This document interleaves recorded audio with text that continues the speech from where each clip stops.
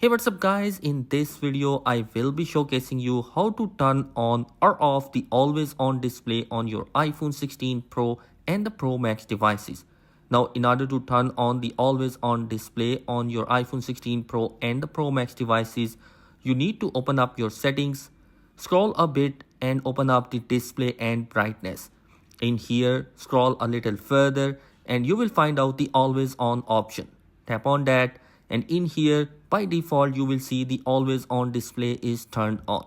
Now in order to turn off that always on display, just tap on that and it will be turned off. Now in the future, if you want to turn it back on, just tap on that and it will be turned back on.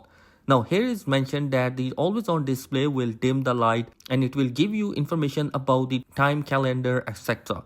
So as you can see, locking the screen will give the dim light to the always on display. But if you turn this off and lock it, it goes completely black. So guys, that is how you can turn on or off the always on display on your iPhone 16 Pro and the Pro Max devices. I hope this video has helped you out in some way. If you have any query or question, you can mention that in the comment section below. Thanks for watching. Be sure to subscribe.